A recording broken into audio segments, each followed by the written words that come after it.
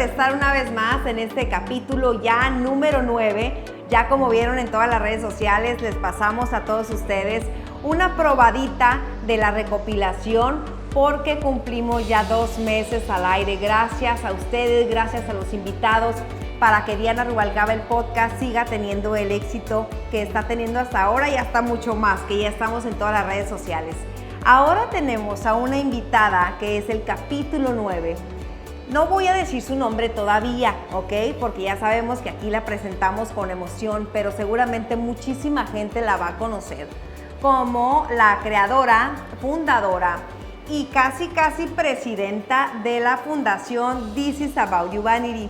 Ella es una persona, una mujer líder en el trabajo binacional, sobre todo de acción, de solidaridad, de esa generosidad que la gente de Estados Unidos puede dar y que la gente de Baja California y en todo el bordo de la frontera norte del país también necesita.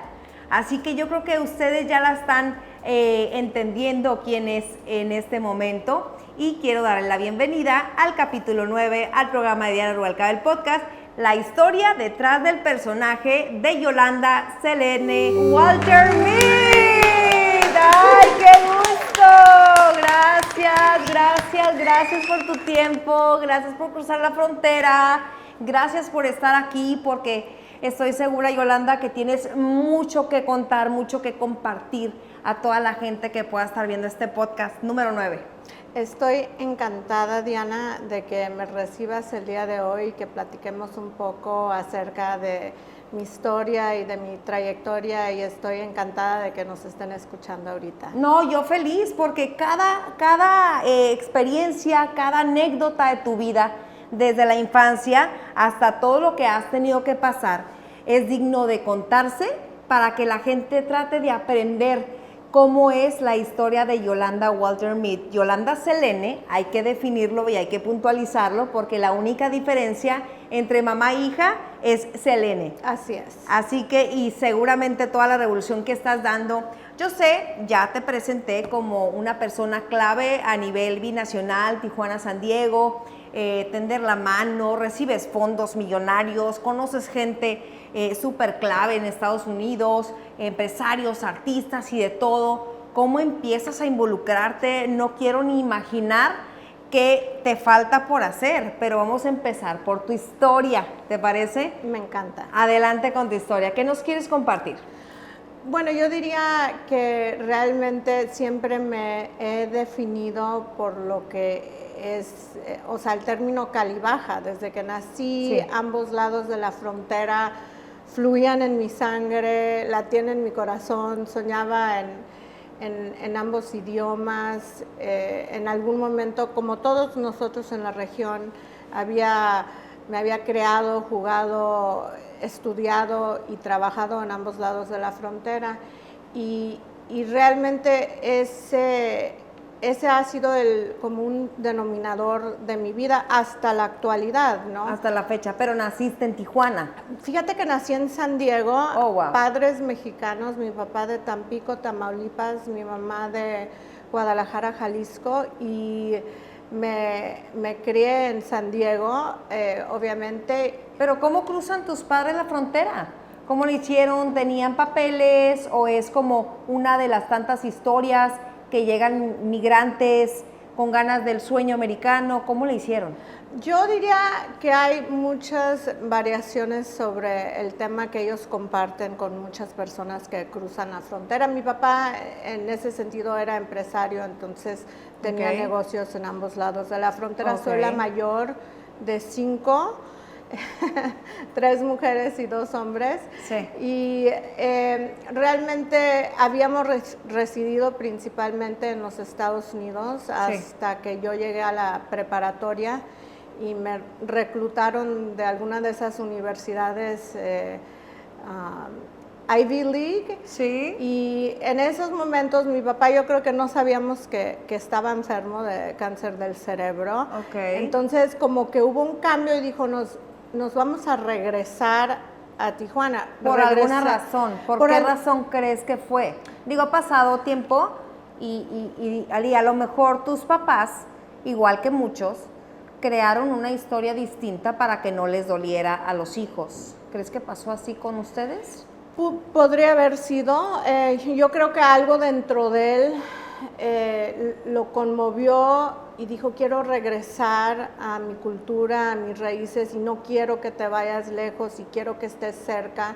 Entonces, de la noche a la mañana, casi, nos venimos de San Diego a Tijuana, donde jamás habíamos vivido, ¿no? Pero ya estabas en high school, en casa hablaban como la mayoría, todos en español, para que no se les olvide, pero en escuela en inglés, obviamente. Obviamente, y estás al 100% correcto en decir que mi papá, o sea, no nos hablaba a no ser que le habláramos en español.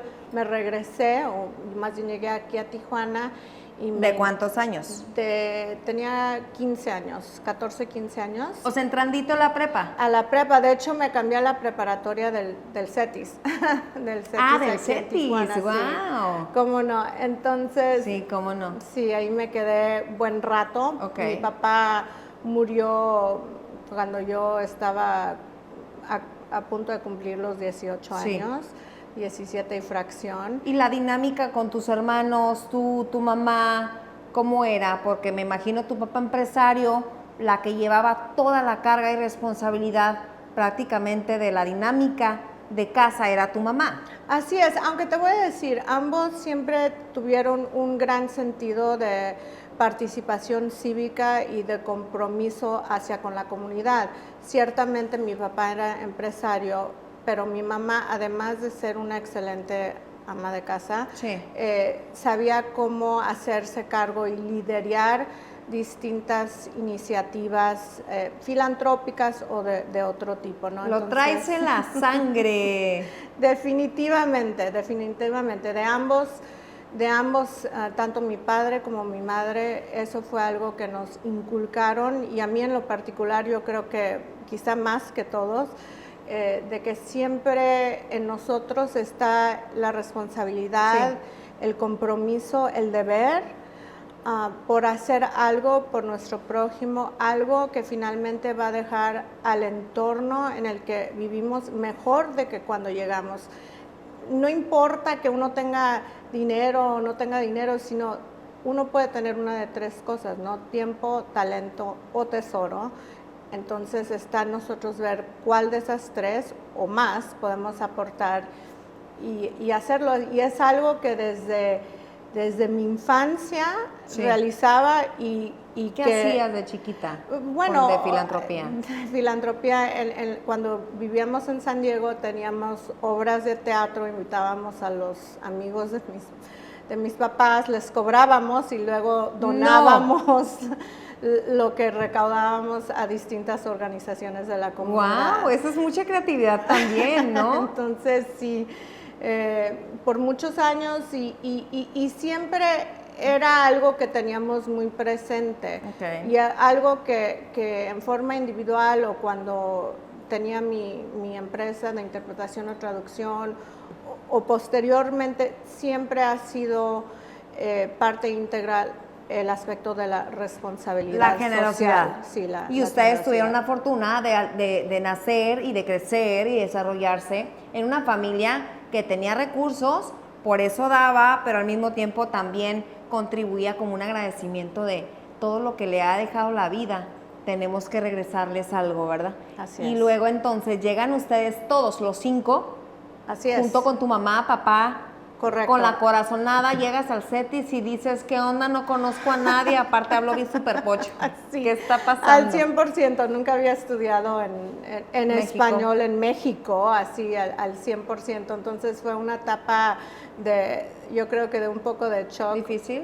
Cultural, integrarme, pero es algo muy curioso, a pesar de que me trajeron a la fuerza, como quien dice, es que dejaste tus amigos. Sí, dejé mi mundo entero y se reorientó mi vida, ¿no? Yo iba hacia acá, pero de repente viramos hacia el otro lado y me encontré en Tijuana, ¿no? Y entonces eso me llevó por otro camino de vida, quizá, en el que ya me visualizaba. O sea, te llevaban por el 805 y luego te cambiaron al 5. Así es. Pasaron así es. por el 905 para cruzar. Correcto. En la traducción. Sí. Llegas aquí, ¿qué tan difícil fue adaptarte a un ambiente? ¿Era preparatoria? ¿Tenías mejores amigos? Fue un proceso súper interesante porque no nada más era el aspecto del idioma, sino las cuestiones culturales, otro estilo de vida completamente, pero lo que sí recuerdo muy bien es ese sentido de comunidad y la calidez de aquí, de Tijuana y sí, de los tijuanenses, y ese como espíritu forjador y emprendedor, incluso a esas etapas, ¿no? Sí. Entonces, paulatinamente me fui integrando a la comunidad y encantada, ¿no? ¿Quién se adaptó primero, tú o tus hermanos? Interesante la pregunta. Yo creo que yo fui la que me adapté más rápidamente y la que finalmente se quedó más tiempo en Tijuana. O sea, yo creo que me cambié a Tijuana en uno de los momentos claves en el crecimiento personal, sí, de uno.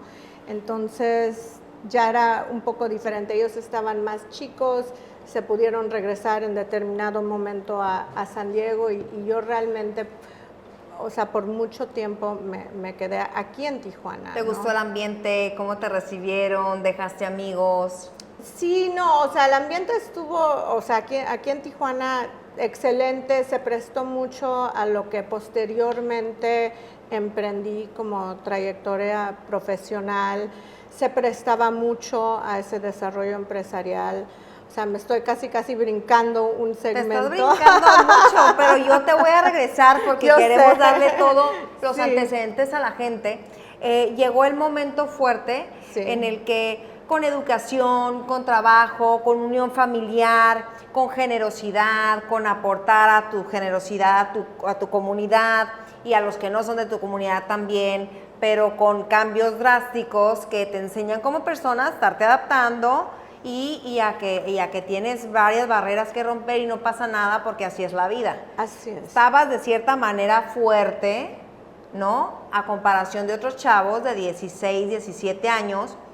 ¿Y en qué momento recibes la noticia que tu papá tenía cáncer en el cerebro? Pues fíjate que poco tiempo después de cambiarnos a Tijuana, o sea, le diagnosticaron el cáncer en el cerebro y en el pulmón y fue algo de lo más difícil, como seguramente lo es para muchas personas, pero a esa edad yo creo que nos pega un poco más fuerte. Sí. La frustración y la desesperación, porque aparte fumaba y yo de cierta manera pues lo culpaba porque él tuvo la culpa. Él tuvo la culpa de fumar, ¿no? Entonces eso fue algo, o sea, fueron 2 años muy pesados y desafortunadamente ese tipo de cáncer es uno en donde no nada más la familia, sino la persona sufre de un deterioro mental y es algo muy pesado para todos ver y más para él sufrir, ¿no? Y eso realmente fue un shock a la familia porque mi papá era, o sea, aparte tan integral y tan fuerte y tan sólido y como papá mexicano, ¿no? Muy al frente de la familia y realmente fue algo que nos sacudió bastante y en ese momento, digo, yo recuerdo esos momentos porque como la mayor de los 5 también sentí la presión de quienes laboraban para mi papá en mi casa, para mi mamá, o sea, sentí la presión de qué tendría yo que hacer para de alguna manera sacarlos a ellos adelante, ¿no? Pero aparte nos agarramos un rol de la nueva jefa de familia. Yo soy, porque mi mamá no va a poder sola, siendo la grande, con ese sentido de responsabilidad, pero a veces nos embolsamos una maleta pesada que a veces no nos corresponde, pero así va la vida. Así es. Así va la vida. ¿Y luego? Digo, fue un momento donde tuve que hacer una determinación y mi determinación era, bueno, a partir de ese momento me di cuenta que uno solo puede seguir adelante, o sea, no se puede quedar ensimismado en ese momento ni dejar que te detenga ese dolor o que impida que actúes. Me di cuenta que rápidamente tenía que inventar algo, tenía que crear algo, tenía que ver la forma de salir yo adelante. Mi mamá con 5 hijos tenía muchas cosas con las cuales lidiar. Entonces, yo creo que eso me motivó en gran parte a establecer mi empresa de traducción e interpretación a una muy temprana edad. Y pude de esa manera incorporar a quienes trabajaban en la casa como parte de mi empresa, como mis técnicos. Entonces, por muchos años, o sea, yo les di ese trabajo, tenían ese trabajo. ¿Pero cuántos años tenías?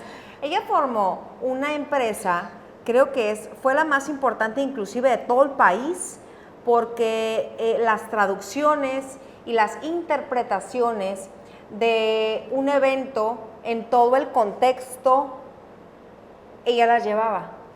Y lo mismo eran para eventos sociales, lo mismo era para eventos políticos, gubernamentales, de mucha trascendencia, como cumbres, como congresos nacionales, internacionales.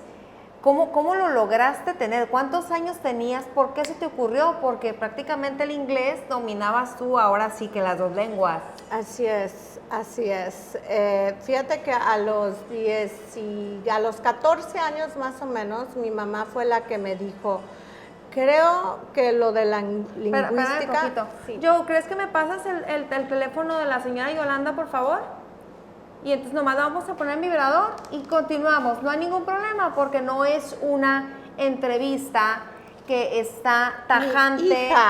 No te preocupes, así son las hijas. Saludos a la hija de Yolanda, sí, que por supuesto yo la conozco, sí, y le mando un fuerte abrazo. Muchas gracias, le va a dar mucha risa al escuchar esta entrevista. Y orgullo, Yolanda, ¿cómo no?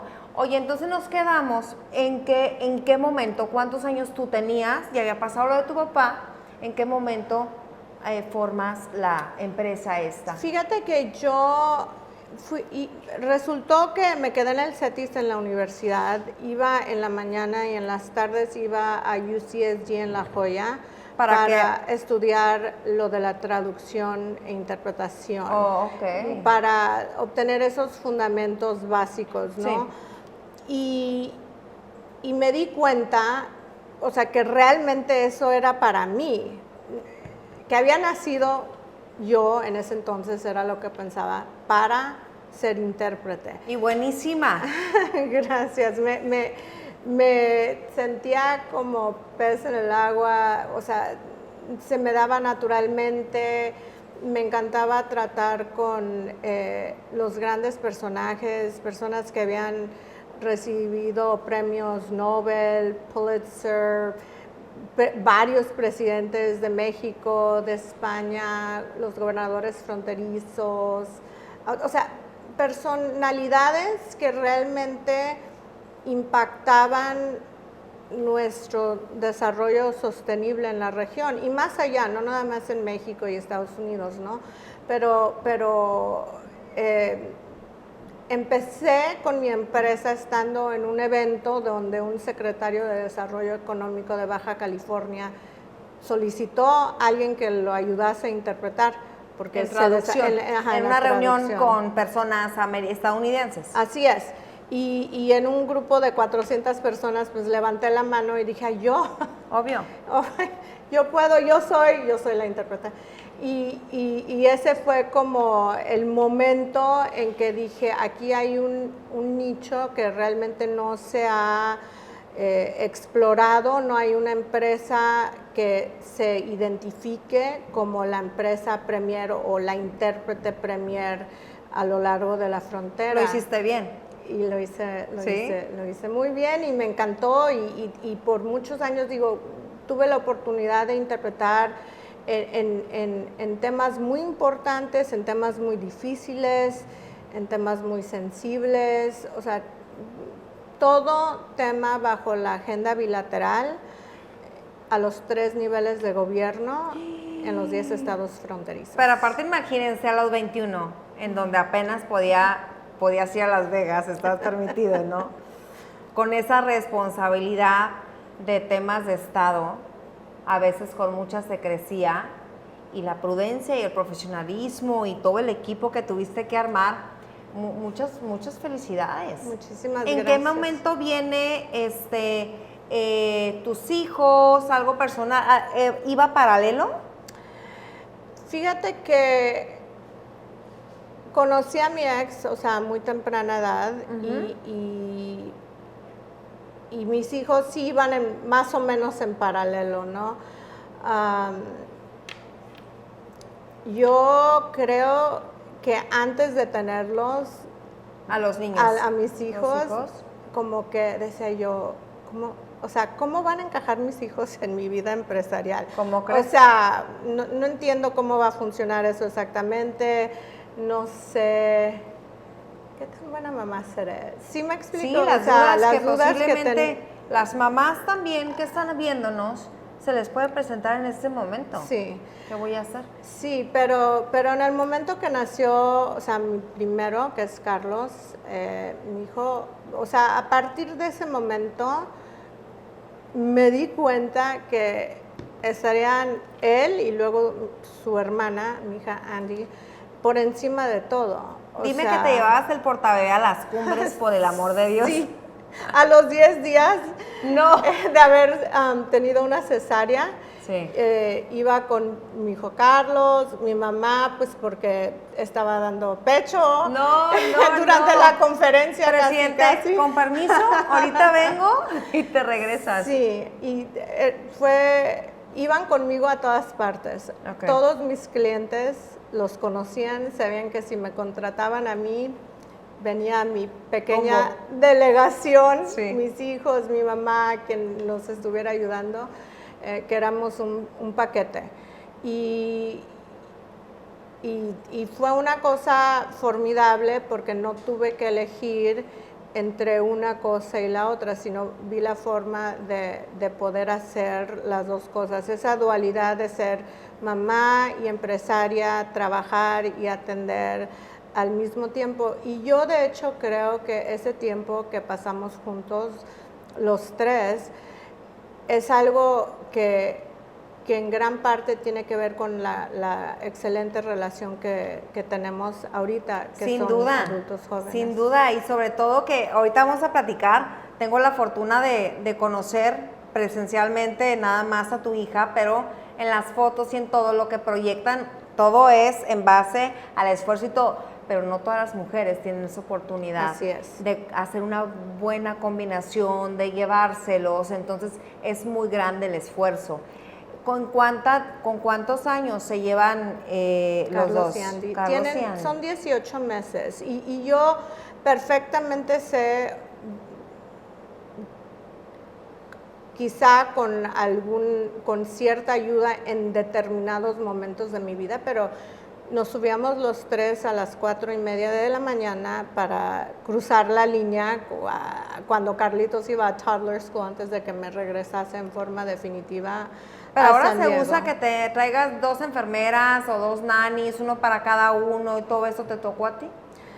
Yo creo que en diferentes momentos tuve acceso aparte de eso y luego menos acceso, ¿no? Gracias a Dios mi mamá siempre de alguna manera u otra ha estado al pendiente, pero te digo, siempre estaban a mi alrededor. Y a estas alturas de lo que vas contando, ya tus hijos 2, 3 años que cruzan a las 4 de la mañana, como cualquier persona que vive en Tijuana y trabajan en Estados Unidos, ¿qué hay de tus hermanos? ¿También empezaron a hacerse sus familias? ¿Sigue la familia unida? Bueno, yo me quedé por mucho tiempo en Tijuana, mucho más tiempo. Mi familia se fue regresando a San Diego y a otras partes. O sea, lo que yo no quizá pude hacer de irme a las universidades. ¿Te hubieras querido? Hoy día no puedo decir que sí, porque me hubiera perdido lo que ha sido mi vida con mis hijos. Sí. Entonces no puedo decir y todo que pasa lo hubiera, por algo. Exactamente. Que en determinado momento me hubiera gustado, lo hubiera preferido. Sí, mi vida quizá hubiera sido un poco más fácil.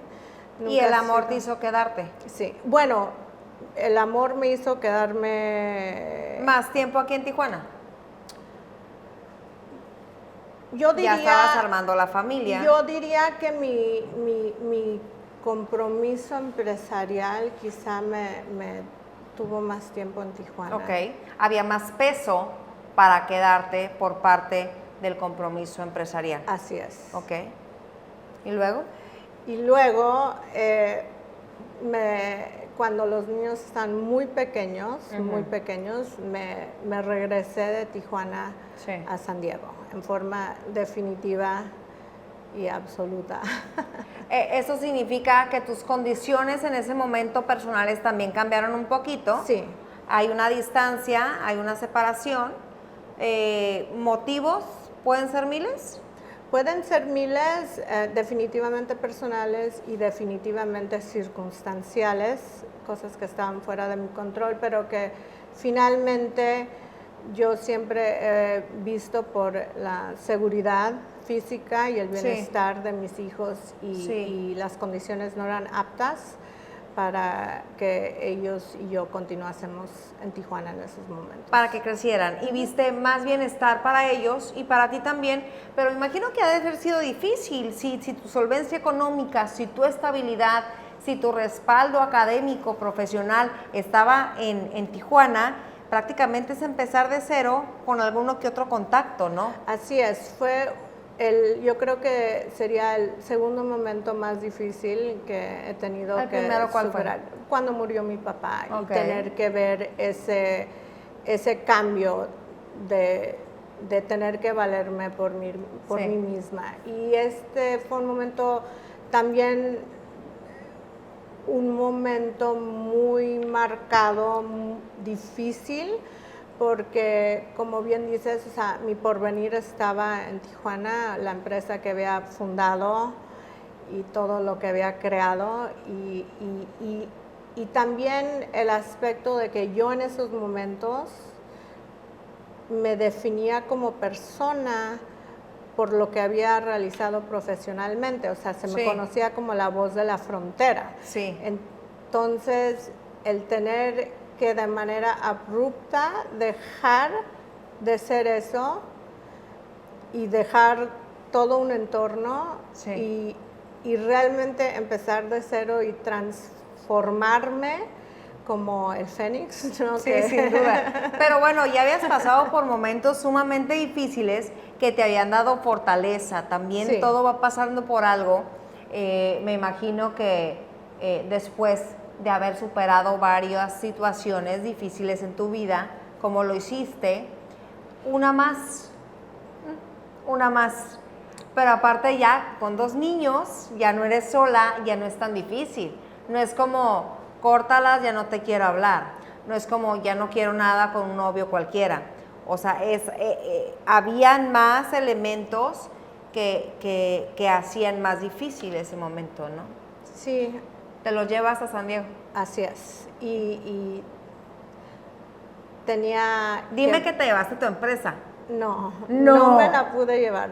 Más bien se la quedaron, que es otra cosa. Ok, pero tú armaste una por el estilo... Yo en ese momento determiné que para realizar lo que antes hacía, o sea, ya no era factible, porque no era prudente que yo estuviese en Tijuana, ya no podía cruzar tanto y me preocupaba yo estar de un lado de la frontera y mis hijos de otro y que algo fuera a pasar. Entonces determiné que era el momento de cambiar la actividad empresarial a la cual me dedicaba y tuve que reflexionar para ver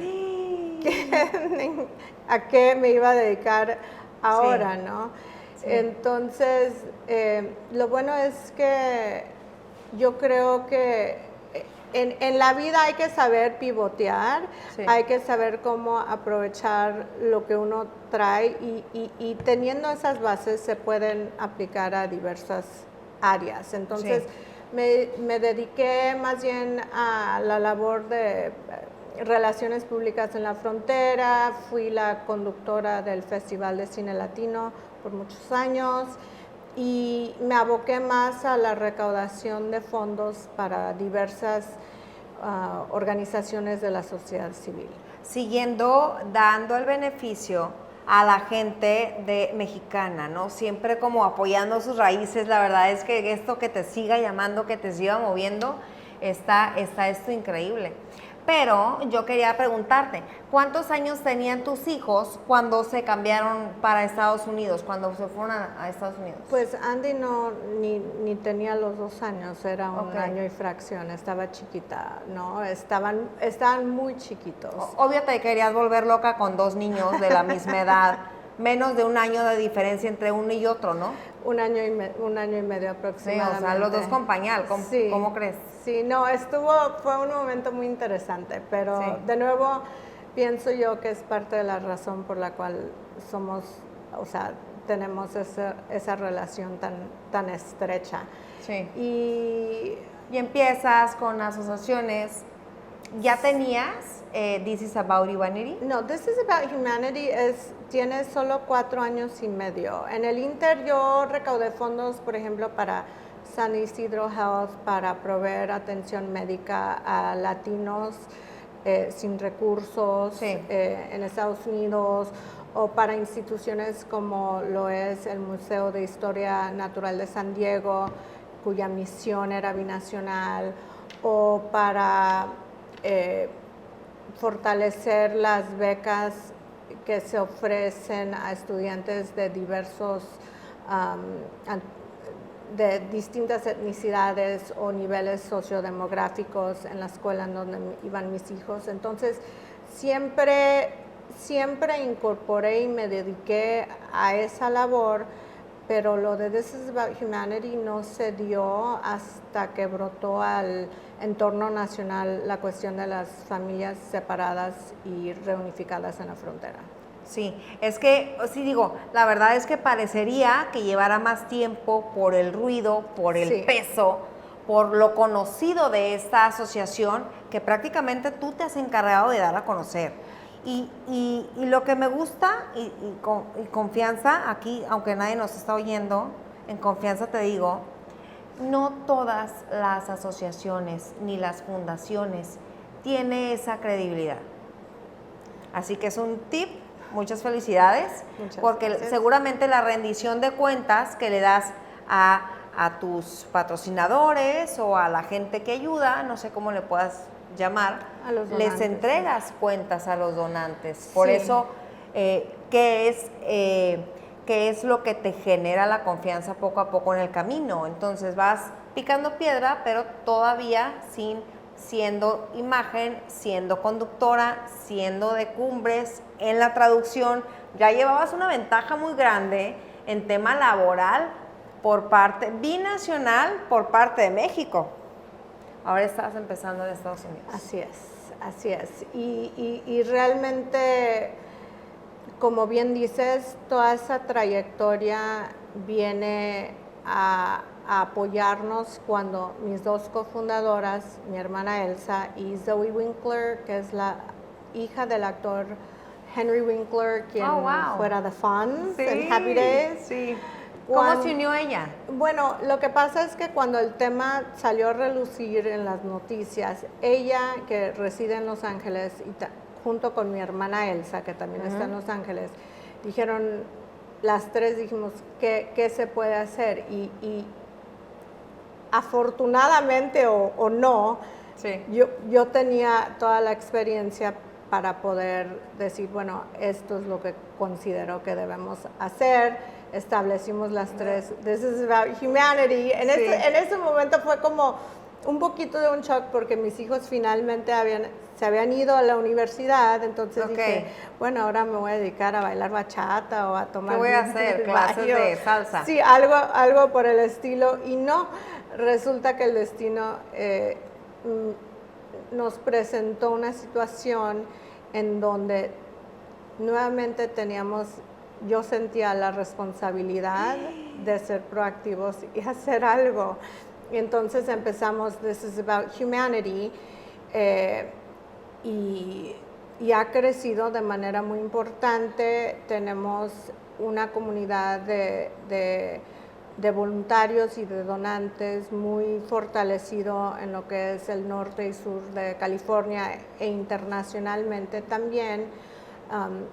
Fuimos trayendo presencialmente a personas que gozan de plataformas muy importantes. ¿Cómo quiénes? Pues como quienes han estado con nosotros, nos han apoyado Zoe Saldaña, nos ha apoyado Mónica Fonseca, Juan Pablo Rabia. En nuestra cena reciente estuvo Kim Kardashian. Entonces son personas que tienen amplio poder de convocatoria y además el interés, el deseo y de dar fondos, de prestar servicio, de utilizar sus plataformas para crear mayor conciencia sobre una diversidad de temas.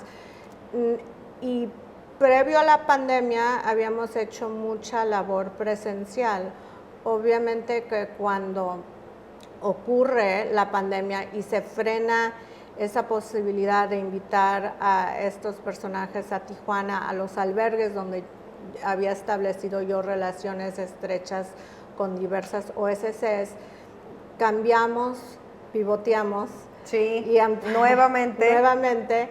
Y dijimos, bueno, pensé, ¿qué es lo que podemos hacer ahora que las personas no pueden estar, pero de una manera que puedan seguir aportando fondos y transformar la vida de las personas? Y creamos una serie de campañas de igualación de fondos muy exitosas con diversos temas: salud, COVID, educación, inseguridad alimentaria. Y en tiempo récord logramos, después de identificar a donantes en ambos lados de la frontera, Fondo Unido México, United Way, for Richer Poorer en Los Ángeles, CBX en el aeropuerto, conjuntamente con nuestro fiduciary sponsor en Estados Unidos, the International Community Foundation, logramos hacer mucho más sumando esfuerzos. Wow. Sumando esfuerzos, no era simplemente dar cierta cantidad, sino era multiplicar el peso o el dólar de cada donante 1, 2, 3 o 4 veces más. Sí. Y de esa manera logramos impactar a un mayor número de personas por un tiempo más largo, en programas más institucionalizados. Y desde ese momento, bueno, yo no dejé de venir a los albergues, a las organizaciones. Apoyamos a más de 40 OSCs en Tijuana, San Diego, Los Ángeles, San Francisco y más allá según.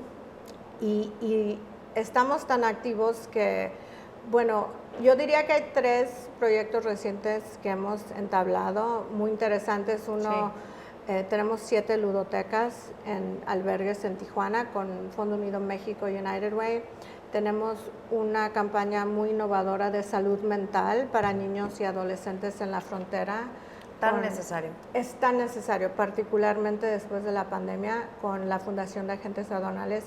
Y lo que acabamos de lanzar hace un mes y medio es una cocina que actualmente está entregando 2,000 comidas al día o casi 600,000 comidas al año a familias en condición de calle, albergues, orfanatorios y demás, en conjunto con la Fundación Tijuana Sin Hambre y ICF. Sí. Y eso ha sido una labor increíble, muy importante. Y titánica, y constante, ¿no? Y es necesaria. Es muy necesaria. Yo, en el momento que me avisó World Central Kitchen, quien antes lo manejaba, que se iban a retirar, y se me ocurrió la idea, hubo un momento donde quería como aplastar la idea, claro, no tenerla. ¿En qué me voy a meter? Dije yo, no puede ser, pero pensé que el tema de la comida y el alimentar a la comunidad de Tijuana era algo a lo que se podría sumar el resto de la sociedad, donantes importantes, y así ha sido. O sea, existe esa gran necesidad. Es increíble el número de personas o empresas que se han acercado conmigo o con Maru Riqué de Fundación Tijuana Sin Hambre para apoyarnos, y es una cosa que realmente a mí me conmueve, ver que de manera tangible podemos estar transformando a nuestra comunidad. Sí. Me da mucho ¿Y gusto. cuántas personas van a comer a ese comedor? Bueno, vienen de diferentes albergues o enviamos las comidas, entonces en total son 2,000. Actualmente es para lo que da el presupuesto. Pero es todos los días. Todos los días, y puede Todos crecer. los días se come. Y puede crecer. Si, puede si crecer. nos dan más, si hay más donantes que se suman, Sí. podemos dar más comidas. Ok. Pero el sector culinario se ha sumado, chefs de la región, sommeliers, productores de vino, proveedores de insumos, porque uno puede ver así en persona, o sea, ir a distribuir los alimentos hacia con las personas necesitadas, o sea, realmente sí te impacta de manera importante. Oigan, pues aquí más o menos mezclamos los segmentos, que ya deja de ser cuadrado, historia, contexto y lo que quieras. Aquí vamos hablando como nos sale del alma. Sin embargo, no quiero dejar de hacerte las preguntas, que es un segmento como puede llegar a ser divertido. Te va a gustar. Okay. Porque yo te lanzo una pregunta, Okay. tú me la contestas, y luego tú me haces una pregunta y yo te la contesto, la que tú quieras. Es para conocernos un poquito más y que la gente también conozca un poquito. ¿Qué es lo que no volverías a hacer que ya hiciste en tu vida? ¿Qué es lo que no volvería a hacer que ya hice en mi vida? No lo hago frecuentemente, pero no me gusta voltear hacia atrás y quedarme en algo negativo. En alguna u otra ocasión lo he hecho, pero no le veo mucho el caso. No le ves motivo. Y soy mucho más positiva que eso, entonces yo creo que diría eso. Ok. ¿Qué es lo que más te conmueve? Obviamente mis hijas, pero hablando ya de una sociedad, me conmueven las injusticias. Me conmueve, pero también es para entender cómo unos pueden tener tanto por azares del destino y de la vida y de las familias y del trabajo a lo mejor, y otros pueden tener nada. Hay un extremo en temas de marginación. Sí me da lástima. Eso me conmueve. Me conmueven los niños en la calle que no sé si darles o no, porque si no sabes a quién estás manteniendo. Si es al niño directamente o si es a alguien de una banda que los instruye ahí para ir. ¿Qué color te gusta más y por qué? El rosa. ¿El rosa? ¿Por qué? Girls always look pretty Claro, in por pink. supuesto. Pero aparte te queda increíble. Salud, porque te queda increíble. La verdad es que sí. No a mucha gente le queda bien el rosa. No a mucha gente le queda bien el rosa. Rosa. Dale. Otra pregunta. ¿El género de música que más prefieres? Me encanta el pop. Pop de los 80s, de los 90s. De repente, ahorita se está usando mucho que también a la gente un popera, como yo me considero, puede escuchar una banda MS, puede escuchar a un Cristian Nodal, como un regional mexicano un poquito más aceptado que los géneros de antes, ¿no? Que eran tan drásticos. A veces las estaciones ya de radio hacen una combinación de música y ya está un poquito más digerible. Las letras están un poquito a lo mejor más aceptable, amor, desamor. Pero sí, el pop lo amo, lo amo. ¿A ti qué música te gusta? Fíjate que yo Yo de chica no tenía nada de gracia, o sea, No. no era, o sea, nada, terrible, todo me pasaba, me tropezaba, me caía, era muy torpe. Brusca, no me dejaba mi familia salir a la pista de baile porque qué pena que bailara yo. Pero fíjate que yo descubrí a una edad, ya con mis hijos de chiquitos, ¿no? Ya regresándome a San Diego, que si uno le dedica 10,000 horas a alguna actividad, se puede convertir en super pro. Experto. Entonces 10,000. Yo... Antes no. Maybe. Pero se requiere un número importante.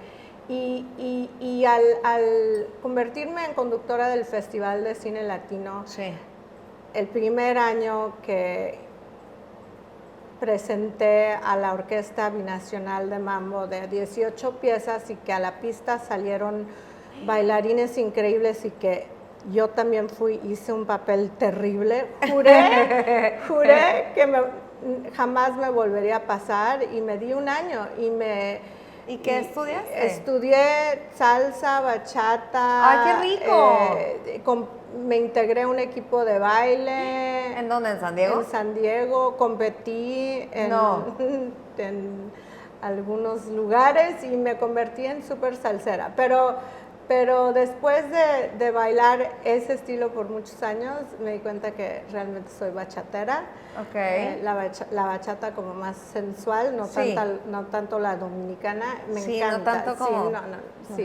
sino como disfrutar el suavecito. Así es. Yo creo que al final voy a ir buscando una bachatita.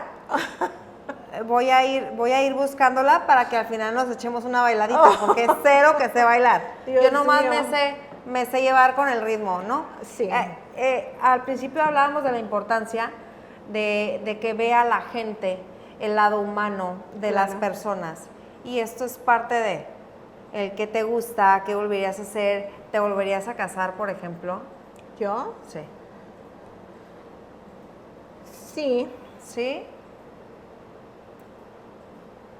Si llega un buen hombre, si cumple las expectativas. Si el destino crea las condiciones idóneas, lo consideraría. Pero yo creo que ya a nuestra edad nosotros también ponemos mucho de nuestra parte para crear esas condiciones, ¿no? Sí. Sabemos que queremos, que no. Pero también, híjole, pero qué difícil va a ser a un hombre que pueda estar a tu lado. Tiene que ser un superhombre, ¿no? Porque no mucha gente masculina acepta de su pareja a una mujer mega fregona, guapísima, que conoce a todo mundo. Obviamente que va a tener otras cosas buenas, porque tienes un buen corazón, pues. Pero está difícil. Está difícil, pero lo bueno que no está cerrada, ¿no? En temas de huellas, es muy importante para mí que la gente esté consciente que tiene como obligación, por haber vivido, que dejar una huella. Porque es como si estuvieras recorriendo un camino que ni siquiera dejas huellas, es como si no hubieras estado. Y es súper lamentable. Hay varias huellas dependiendo las facetas a los que nos desenvolvamos. Con tus hijos, ¿qué huella quieres dejar? Que se me hace que yo ya la detecté y que ya has dejado. ¿Pero qué quieres dejar? ¿Cuál es tu objetivo con tus hijos? Dime cuál es. Yo siento que el amor a los demás, el compañerismo, la unión familiar, son muchísimas, porque es tantas cosas que han vivido juntos que todo eso ha marcado. ¿Sí? Sí. ¡Excelente! Con la sociedad, ¿qué huella quieres dejar además de This is about humanity? Mira, mi legado con la sociedad es simplemente que cuando piensen en mí, se les venga a la mente más de una cosa positiva que he logrado en la comunidad, que he transformado a la región de Cali Baja para que fuera una mejor región, que haya aportado más que mi grano de arena, que haya hecho una transformación positiva. O sea, mi legado más importante, mis hijos. Segundo, o sea, pensar que sí, dejo a la región un poco mejor. Pensar que sí. Algo que te haga falta por hacer, seguramente muchas cosas, pero que dices, ¿sabes qué? No pueden pasar más de 2 años en que tengo que hacer esto. Ahorita lo que más gozo es pasar tiempo con mis hijos y viajar. Entonces, seguramente en este próximo año, antes de que se integre mi hija ya al cumplir su maestría al mundo laboral, quiero pasar un poco más de tiempo con ellos. Pero soy afortunada en el sentido de que me siento bien al estar trabajando a favor del prójimo. De los demás. De los demás. Oye, aquí terminamos el programa con una selfie. O sea que nos vamos a parar, nos vamos a tomar una selfie tú y yo, pero todavía no nos vamos a despedir. ¿Ok? Porque nos vamos a despedir con una propuesta indecente de Romeo Santos. Así que yo agradezco muchísimo la atención de este capítulo 9 de Diana Rubalcaba, el podcast. Espero que te haya gustado. ¿Qué te pareció? Me encantó, súper divertido. ¿Sí? Una de las entrevistas que más he gozado recientemente. Oye, pero algo que le quieras decir al público, aprovechando en un mensaje de Yolanda Selene Walter Mead. A todos nos corresponde en el tiempo que tenemos a hacer algo para mejorar a nuestra comunidad. Yo los invito a que den tiempo, talento o tesoro y que si no encuentran qué hacer, que se dirijan conmigo en This is About Humanity y que con gusto los pongo a trabajar. Muchísimas gracias. Ahora vamos con la selfie para pasar a la bailadita. Al cabo que es miércoles y el cuerpo lo sabe. 1, 2, 3. Es video. Perdóname, es video, perdóname. Oye, pero las dos nos colocamos en nuestro good side, ¿eh? Yo me vine para acá y perfecto. Tú te fuiste para allá. Así es 1, 2, 3. ¡Eso! ¡Bravo! A ti. Yo creo que tengo que pegar un poquito la musiquita. ¿Cómo empezamos?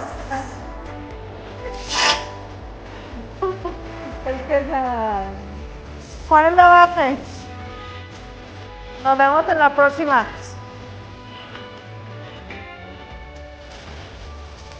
No se tan mal, ¿no? ¡No!